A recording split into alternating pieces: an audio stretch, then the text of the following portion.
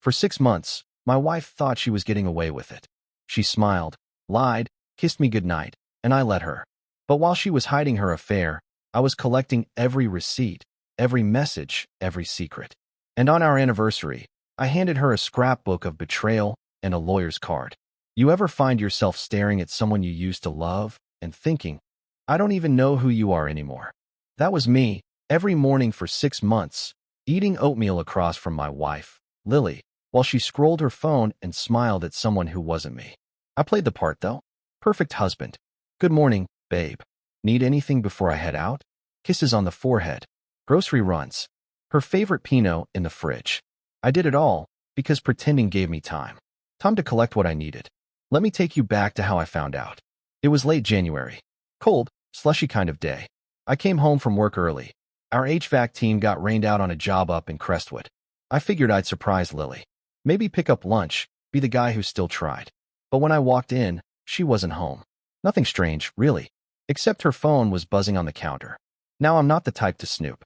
Or at least, I didn't used to be. But something was off. Her phone kept lighting up with messages from a number saved as Carly.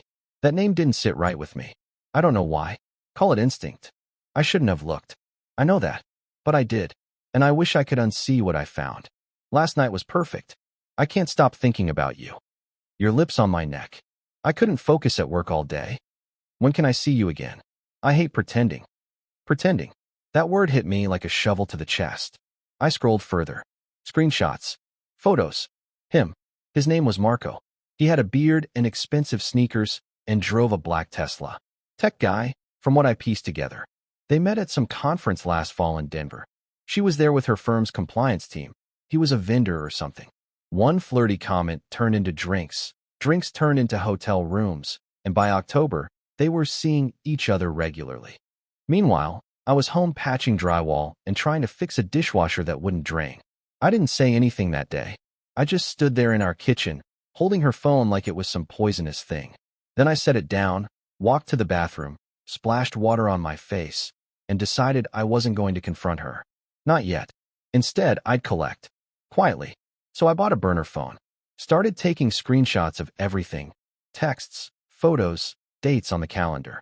I kept a small notebook hidden in my garage tool cabinet, listing everything from the nights she worked late to receipts I found in her purse from restaurants we'd never been to together. I even bought a voice recorder and left it running in the hallway when I knew he'd be calling. And every morning, I kissed her cheek. Every night, I cooked dinner, folded laundry, rubbed her shoulders when she sighed about how tired she was. I was a shadow in my own home, watching my wife fall deeper into her own fantasy, while I built my escape route, brick by brick. The worst part? She didn't even seem happy. That's what ate at me. If you're going to risk your marriage, at least look alive. But Lily? She looked hollow, laughed louder at her phone than she ever did with me, but it never reached her eyes. She'd smile, then slip into silence, her thumb hovering over her screen like she wasn't sure whether to keep going or pull back. But she kept going. February, March, April. I watched the seasons change through the cracks in our marriage. On our 10th anniversary in May, she planned a weekend in Asheville. I let her. I even bought her a necklace she'd been eyeing, wrapped it, gave it to her at dinner, and smiled while she cried over the steak tartare. Guilt tears, I'm guessing. I played the role beautifully. Oscar-worthy. Meanwhile, back home, I was emailing Daniel Whitley, a lawyer my buddy Zach swore by. Southern guy. Calm. Calculated. Knew how to keep things clean and quiet. We met twice, and I gave him everything. Dates, names, screenshots, even a timeline with color-coded entries. He said I had enough to walk away without her touching a dime. By June, I'd memorized every excuse she'd use. Client meeting ran late. Sarah's having a crisis with her ex again. Work happy hour got out of hand.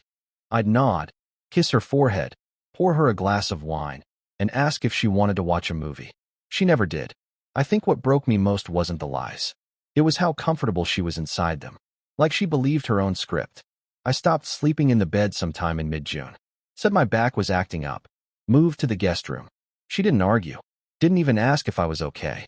Just nodded and went back to texting whoever the hell on her side of the mattress. And still I waited. Because I had a plan. I needed one last piece. One last moment. And I knew exactly when I'd do it. Our anniversary was July 28th. I circled it in my notebook, and I started designing her gift. Not a necklace, not flowers. No, I made her a scrapbook. Not one of love, one of proof. Screenshots, ticket stubs, copied messages, photos, timelines. Every page dated and labeled. I even included one of the voice recordings, transcribed neatly and slipped into a sleeve like a lyric sheet. And tucked in the back, Daniel's business card. Clean, simple, tied with a red ribbon. And you know what? I smiled the entire time I wrapped it. The morning of our anniversary was quiet. Too quiet. Lily was in the kitchen, humming while slicing peaches for a fruit salad. Like everything was fine. Like she hadn't spent half a year weaving a web of deceit while I laid next to her pretending not to notice the cold growing between us. She kissed my cheek when I walked in. I smiled, told her she looked beautiful. And maybe she did, in a way that used to mean something.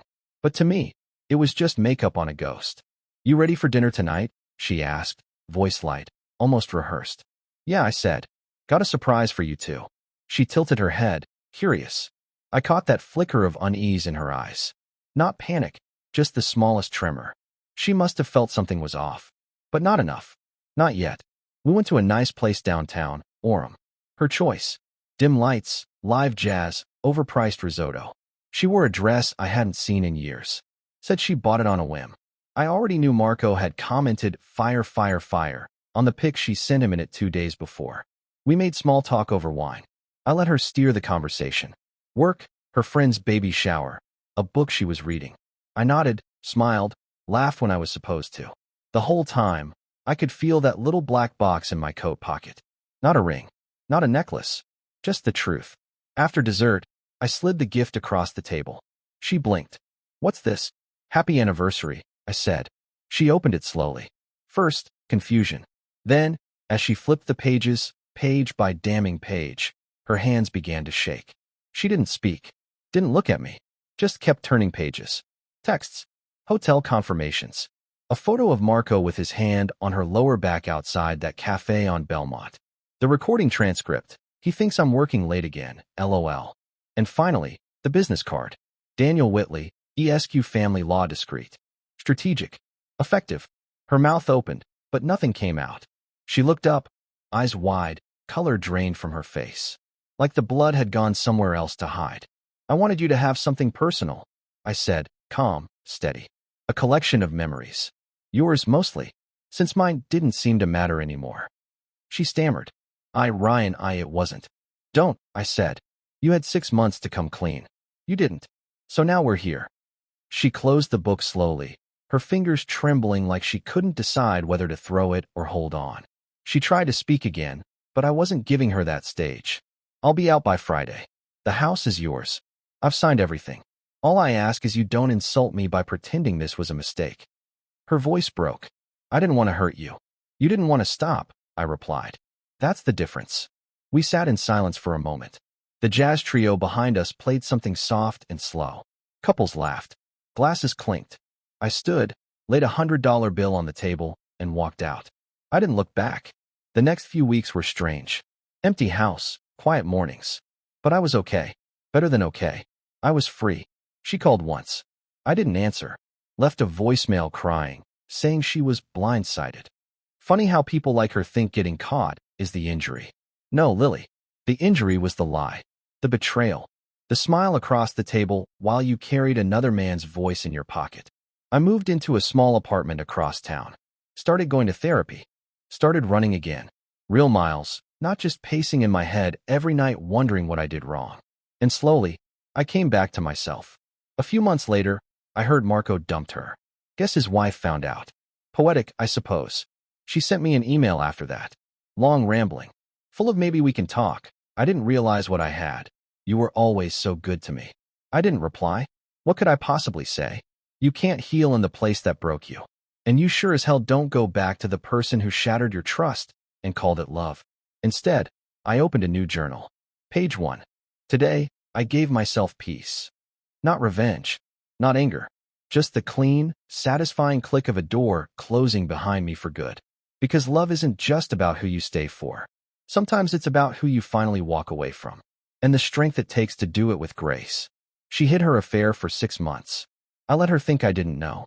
And on our anniversary, I gave her the only thing she truly earned. The truth, wrapped in ribbon, bound in silence. Final.